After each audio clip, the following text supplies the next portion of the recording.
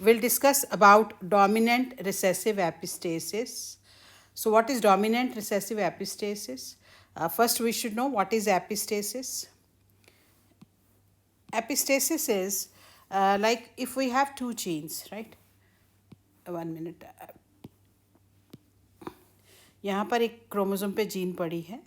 This is controlling a particular character. Supposing ये gene is gene for height. यहाँ पर एक जीन पड़ी है जो कलर को कंट्रोल कर रही है, जीन फॉर कलोरेशन. अब ये अलग अलग जीन है जो दो डिफरेंट कैरेक्टर्स को कंट्रोल कर रहे हैं. So they are non alleles of each other. They are not alleles. Alleles क्या होता है कि सपोजिंग टॉलनेस को कंट्रोल कर रहा है कैपिटल टी और इसकी ऑल्टरनेट फॉर्म है कैपिटल टी स्मॉल टी और small T. Homozygous dominant, homozygous recessive, heterozygous. तो इनको हम बोलते हैं एलील्स. इनको हम क्या बोलते हैं? Non alleles.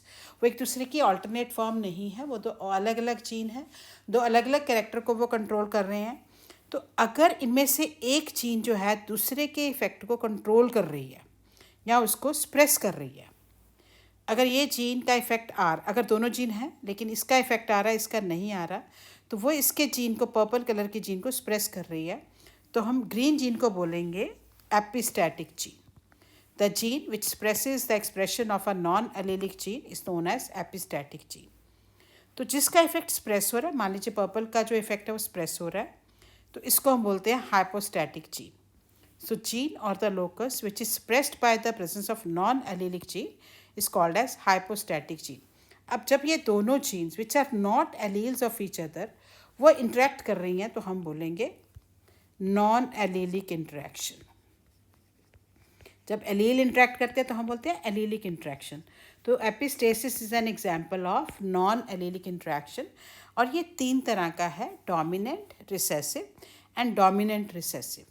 Dominant and recessive हम पहले डिस्कस कर चुके हैं और डोमिनेंट रिसेसिव हम इस वीडियो में डिस्कस कर रहे हैं. इन दोनों का जो लिंक है इसका और इसका, that will be shared in the description box. So dominant recessive epistasis होता क्या है? मान लीजिए ये 2 क्रोमोसोम है,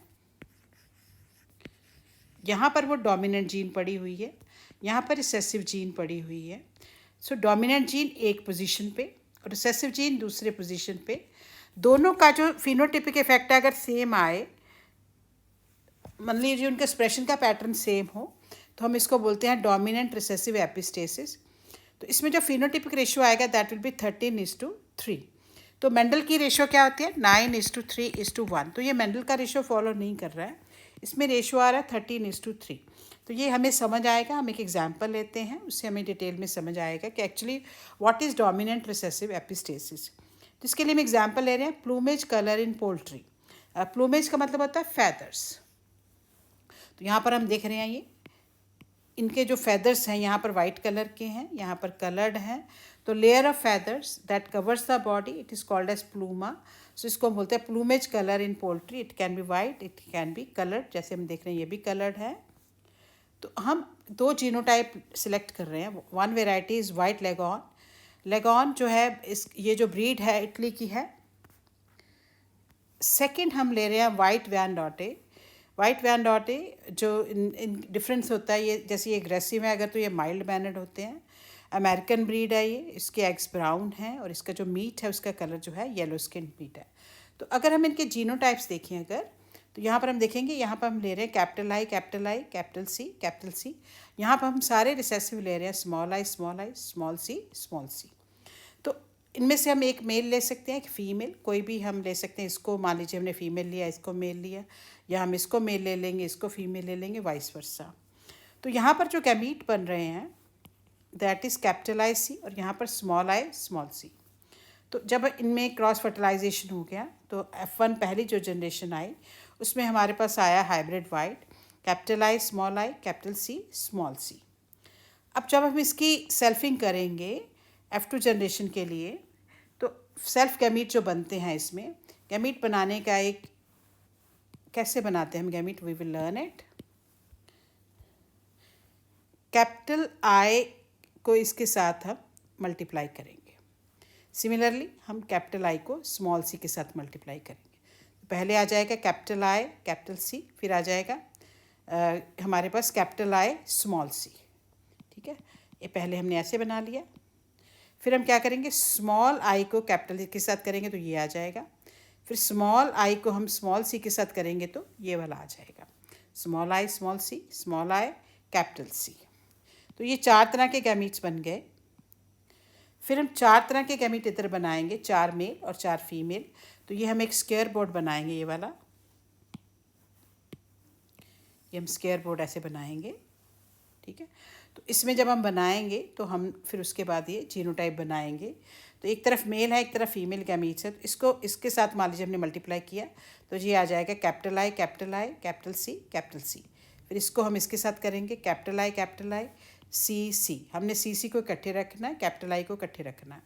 फिर हम इसको इसके साथ करेंगे तो कैपिटल आई स्मॉल आई और सी कैपिटल सी। फिर हम इसको इसके साथ करेंगे तो ये आ जाएगा कैपिटल आई स्मॉल आई और कैपिटल सी स्मॉल सी।